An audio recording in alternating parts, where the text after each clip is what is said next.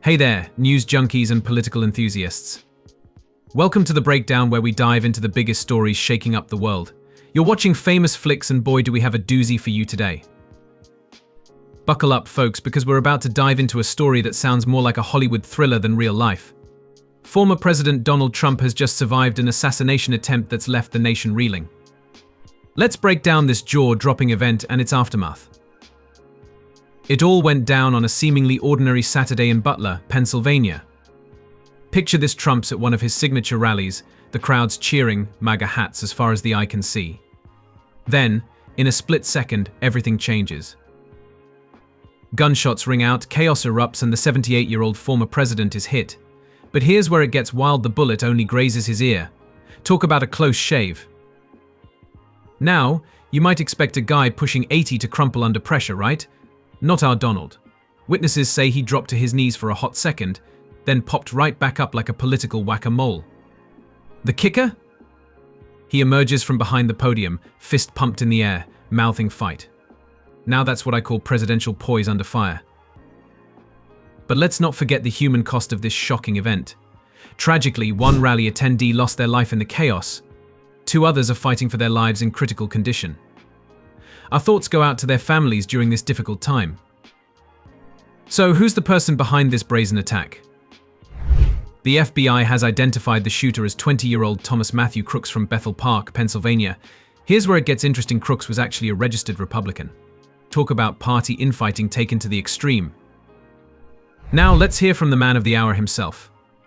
Trump, never one to shy away from the spotlight, gave an exclusive interview to the New York Post. He told them, and I quote, "I'm not supposed to be here. I'm supposed to be dead."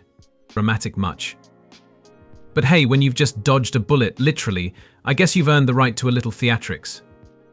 Trump credits his survival to either luck or God, depending on who you ask. He even praised the Secret Service for their quick action, saying they took out the shooter with one shot right between the eyes. Remind me never to mess with those guys. But wait, there's more. Trump claims that if he hadn't tilted his head slightly to read a chart on illegal immigrants, he'd be a gunner. So in a weird twist of fate, you could say immigration saved Trump's life. Oh, the irony. Now, let's shift gears and talk about the political fallout. President Joe Biden, bless his heart, tried to address the nation and call for unity. But in true Biden fashion, he couldn't resist throwing in a gaffe or two.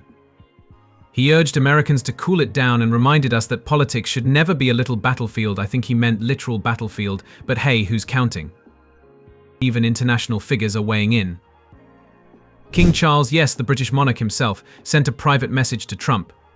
No word on what it said, but I'm guessing it wasn't an invitation to afternoon tea at Buckingham Palace. So what does all this mean for the upcoming election? Well, for starters, Trump's already using this as campaign fodder.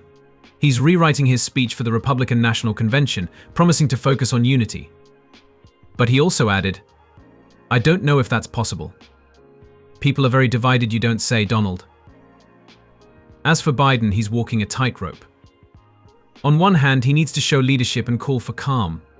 On the other hand, he's still campaigning against the guy who just survived an assassination attempt. Talk about awkwardness. And let's not forget about the voters. Will this incident sway public opinion? Could it actually boost Trump's poll numbers? Only time will tell, but one thing's for sure: this election just got a whole lot more unpredictable. Before we wrap up, let's take a moment to reflect on what this means for our democracy. Regardless of your political leanings, we can all agree that violence has no place in our political process. As Biden said, our differences should be settled at the ballot box, not with bullets. So, where do we go from here? Will this be a wake-up call for unity, or will it deepen the divide? Can Trump turn this brush with death into political capital? And will Biden manage to navigate these treacherous waters without putting his foot in his mouth again? One thing's for certain: the 2024 election just got a whole lot more interesting. Stay tuned, folks, because this political rollercoaster is far from over. That's all for today's breakdown.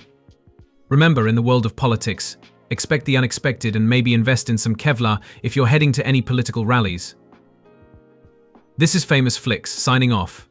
Don't forget to like, subscribe, and hit that notification bell to stay up to date on all the latest twists and turns in this real-life political thriller.